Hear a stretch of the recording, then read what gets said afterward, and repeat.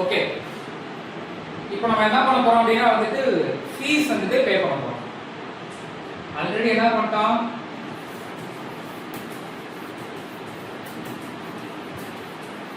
பத்திரம் டைப் பண்ணி PDF எடுத்து பிரிண்ட் பண்ணி வச்சுட்டோம். இந்த பத்திரத்தை ஆன்லைன்ல என்ட்ரியும் போட்டுட்டோம். ஸ்டாம்ப் வெண்டார்கிட்ட இருந்து வாங்கின பத்திரத்தை ஆன்லைன்ல ஏத்திட்டோம்.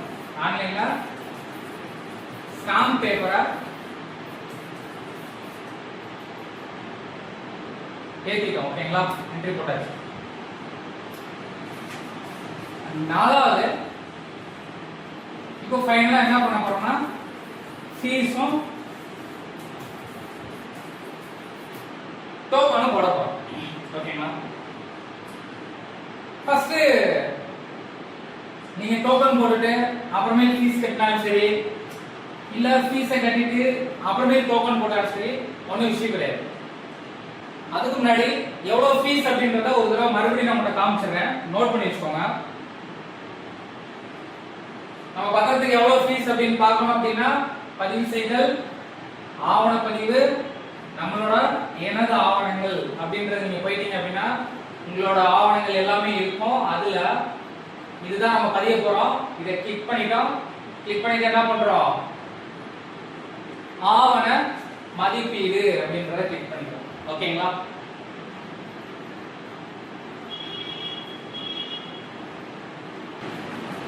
இதை ஒரு நோட் பண்ணிக்கோங்க. இதுல இதெல்லாம் மாற போறது கிடையாது.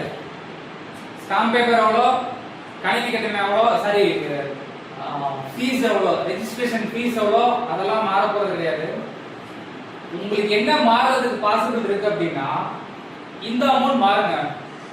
கணினி கட்டணம் இருக்குல்ல, இந்த கணினி கட்டணம் ஒவ்வொரு பத்திரத்துக்கும் 200 ரூபாய்.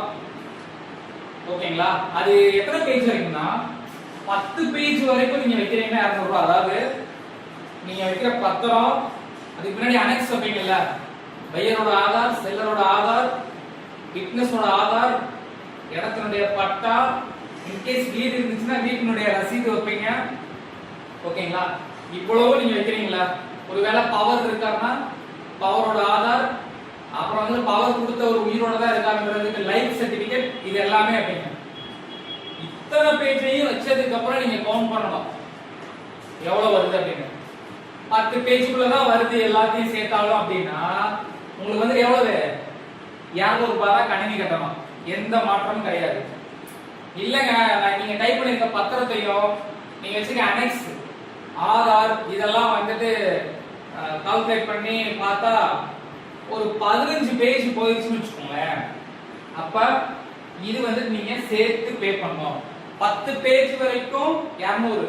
அதுக்கப்புறம் நீங்க உங்களோட பத்திரத்துல அடிஷனலா வச்சுக்க ஒவ்வொரு பேஜுக்கும் 100 ரூபாய் கட்டணும். இப்போ 15 பேஜுக்கு நம்ம ஆக்சுவலா நம்ம 10 பேஜுக்குள்ள முடிச்சுவோம். இப்போ 15 பேஜ் இருக்கு அப்படின்னா எவ்வளவு கட்டணும், 10 பேஜ் 200, மீதி 5 பேஜுக்கு ஒரு பேஜ் 100 ரூபாய்னா 500. அப்ப மொத்தம் எவ்வளவு கட்டணும், 700 ரூபாய் கட்டணும். இது அதுவா காட்டாதுங்க, இது நீங்க தான் வந்து ஃபீஸ் பே பண்ணும்போது நம்ம எவ்வளவு பேஜ் வந்து எக்ஸ்ட்ரா வச்சிருக்கோமோ அவ்வளவு பேஜ் 100 ரூபாய் 100 ரூபாய் சேர்த்து கட்டணும். அது எப்படி கட்டணும் அப்படின்றதெல்லாம் இப்ப நம்ம பார்க்கலாம். Okay, okay. இப்போ இதுக்கு நம்ம ஃபீஸ் கட்ட போறோம். ஃபீஸ் எவ்வளவுன்னு பார்த்தாச்சு. அண்ட் பதிவு செய்தல், ஆவணப்பதிவு,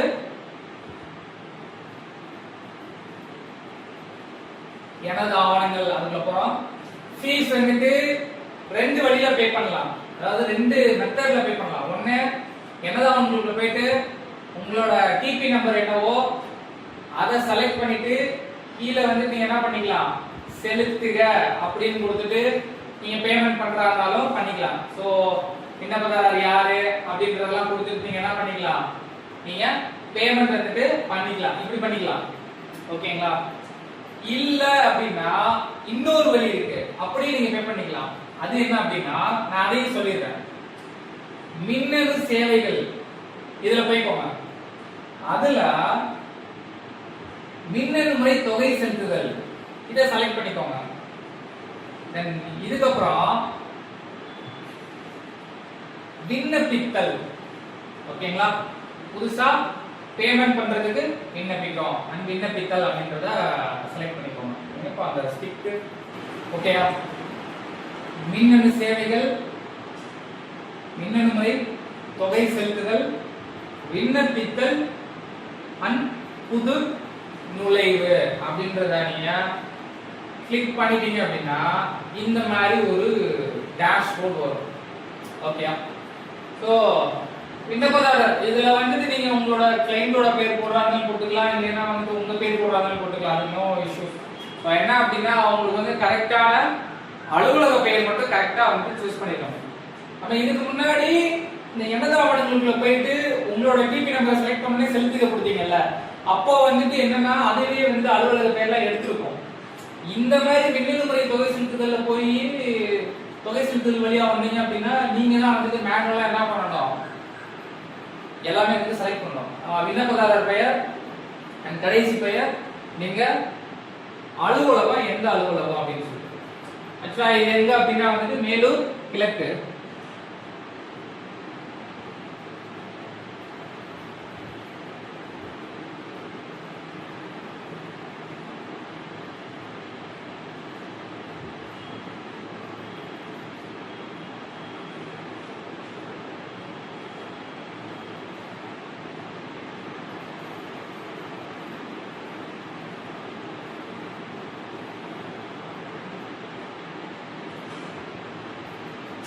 மேலூர் கிழக்கு அப்படின்றத செலக்ட் பண்ணிக்கோங்க. மேலூர் கிழக்குக்கு தான் நம்ம ஃபீஸ் வந்து பே பண்ண போறோம்.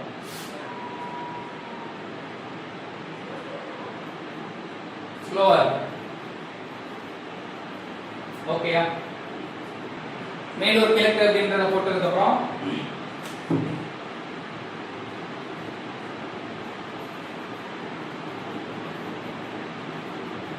இதெல்லாம் தேவையில்ல.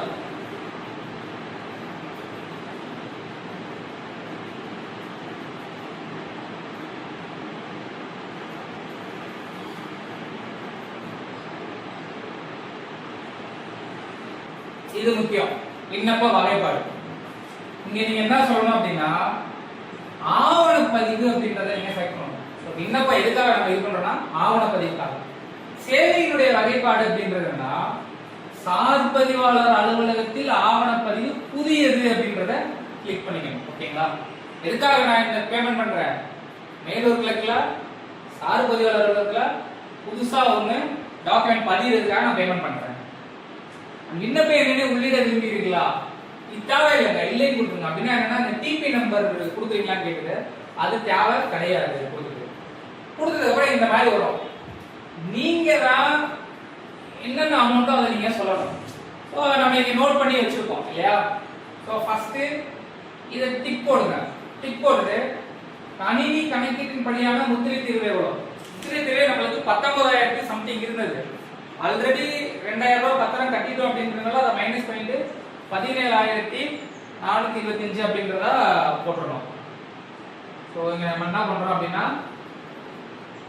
17,425 ஓகேயா.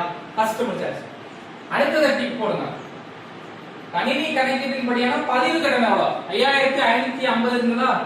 ஸோ 5,550 அப்படின்ற அதை பதிவு கட்டணம் போடணும்.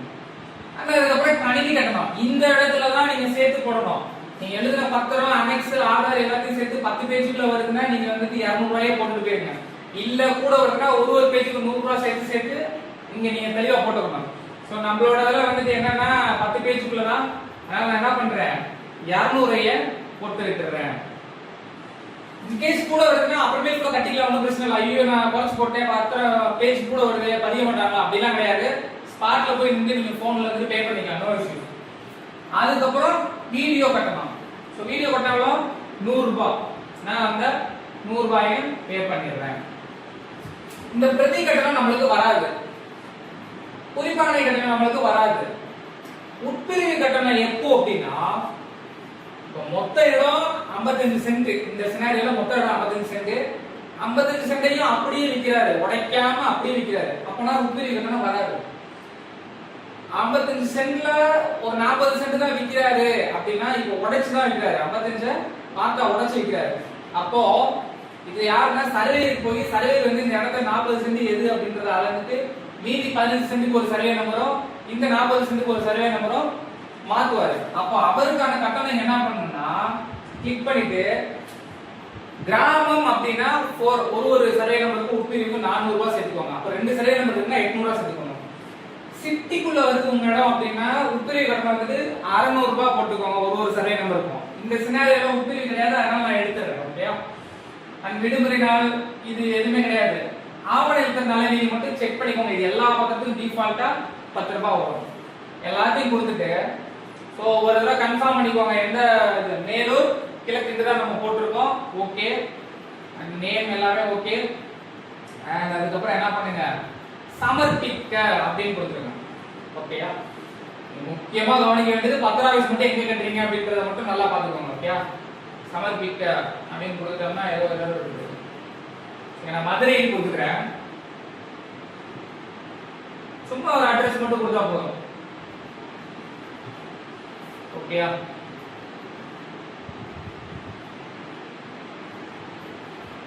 சமர்ப்பிக்க அப்படின்றத நான் கொடுத்துறேன். கோரிக்கை வெற்றிகரமாக சமர்ப்பிக்கப்பட்டது.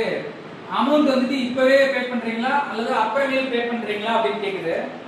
நான் உங்களுக்கு லைவா காமிக்கணும்ன்றதுனால நான் இப்பவே பே பண்றேன். தற்போது நீங்க பிரேதி செலுத்துங்கன்னு சொல்றீங்கன்னா சேவ் ஆயிருக்கும். அப்புறமே ஸ்பாட்ல இருந்து கூட நீங்க பேமெண்ட் பண்ணிக்கலாம். இந்த சினாரியோல நான் என்ன பண்றேன், தற்போது செலுத்துக அப்படின்றத நான் கொடுத்துறேன். ஓகேங்களா, கொடுத்தீங்கன்னா இங்க இணையவழி இயல்பு நிலை அதுக்கப்புறம் வந்து என்னன்னா பாரத ஸ்டேட் இதுக்குரிய ஆப்ஷன் கொடுத்துக்கலாம். நான் எப்பவுமே பாரத ஸ்டேட் வங்கி அதை தான் வந்து செலக்ட் பண்ணுவேன். ஸோ அதை செக் பண்ணிக்கிறேன். செக் பண்ணிட்டா இந்த மாதிரி அக்னாலஜ்மெண்ட் வரும், அதை வந்து நீங்க க்ளோஸ் பண்ணி விட்டுருங்க. ஓகே, அதுக்கப்புறம் மறுபடியும் என்னது, சமர்ப்பிக்க. இணையவழி மூலம் தாங்கள் உறுதியாக தொகையினை செலுத்த விரும்புகிறீர்களா? ஆம் அப்படின்றத நீங்க கொடுத்துருங்க. கொடுத்ததுக்கு அப்புறம் டர்ம்ஸ் அண்ட் கண்டிஷன் யூசுவலா இது வர்றதுதான். ஓகேங்களா, சோ இத என்ன பண்ணிக்கோங்க, டிக் போட்டுட்டு சமர்ப்பிக்க அப்படின்றத நீங்க கொடுத்துருங்க. சோ இப்போ பேமெண்ட் கேட்வேக்கு அடுத்த பேஜுக்கு வந்துட்டு வர ஆரம்பிக்கும். சோ அங்க என்ன அப்படின்னா இந்த இடத்துல வந்துட்டு யூபிஐ இருக்கும், இதை நீங்க செலக்ட் பண்ணிக்கோங்க. யூபிஐனா நம்ம QR கோட் வழியாவே ஈஸியா வந்து பேமெண்ட் பண்ணிடலாம். சோ நான் யூபிஐ செலக்ட் பண்ணிட்டேன். இந்த இடத்துல பேஜ் வந்து ரெஃப்ரெஷ் பண்ணவே கூடாது. ஓகேங்களா, செலக்ட் பண்ணிட்டு அப்படியே கீழே வந்துட்டு கன்ஃபார்ம் அப்படின்றத கொடுத்துறேன். நான்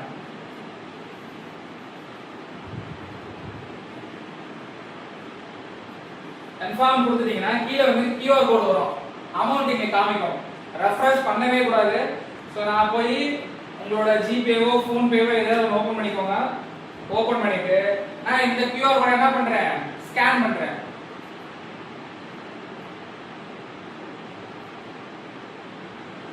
ஸ்கேன் பண்ணிட்டு பேமெண்ட் வந்து நான் என்னோட இதுல இருந்து போட்டுறேன். ஓகேயா,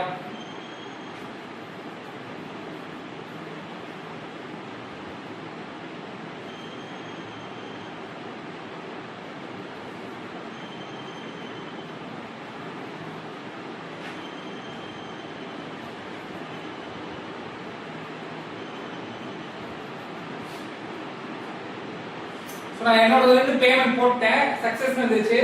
நீங்க வெயிட் பண்ணுங்க, இங்க சக்சஸ் வந்துருச்சு. சோ நீங்க வெயிட் பண்ணுங்க.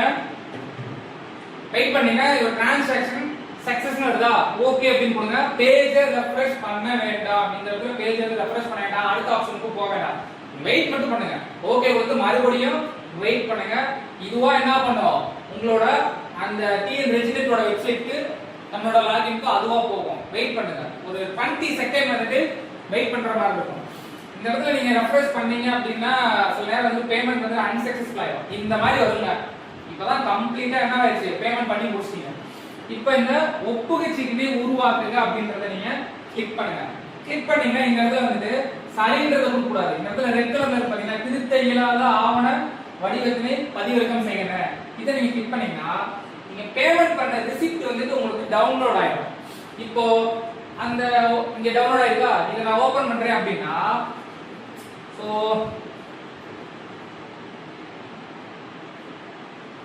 இங்க பாருங்க, ஓபன் பண்ணா நம்ம பேமெண்ட் பண்ண ரிசிப்ட் வந்துரும். மேலூர் கிழக்கு and அதுக்கப்புறம் வந்து என்னன்னா யார் பே பண்ணிருக்கா, எவ்வளவு பே பண்ணிருக்காங்க, பதிவு கட்டணம் எவ்வளவு, கணினி கட்டணம் எவ்வளவு, வீடியோ எவ்வளவு, இது எவ்வளவு அப்படின்னு இருக்கும். இதை ஒரு பிரிண்ட் எடுத்துக்கோங்க. இத பிரிண்ட் எடுத்து நம்ம அனெக்ஸ் பண்ணோம். அந்த பத்திரம் அனெக்ஸ்லாம் என்னென்ன பண்ணணும் அப்படின்றது எல்லாமே நம்ம அடுத்தடுத்து பார்க்கலாம். இப்போதைக்கு பேமெண்ட் பண்றதுல மட்டும் கிளியர் ஆயிக்கோங்க. இதுல ஏதாவது உங்களுக்கு டவுட்ஸ் இருந்துச்சுன்னா கேளுங்க. இன்கேஸ் உங்களுக்கு பேமெண்ட் பண்ணது எடுக்க முடியல அப்படின்னா ஒன்றும் பயப்பட தேவையில்லை. ஸோ அது எல்லாமே வந்து நீங்க இருக்கும் பதிவு செய்தல் மின்னணு சேவைகள்ல போயிட்டு கீழே பார்த்தீங்க அப்படின்னா மின்னணு முறையை தொகை செலுத்துதல் இருக்குல்ல, இதுல போயிட்டு அச்சுப்பதி அப்படின்னு ஒன்று இருக்கும், செலுத்து சீட்டு அப்படின்னு ஒன்று இருக்கும்.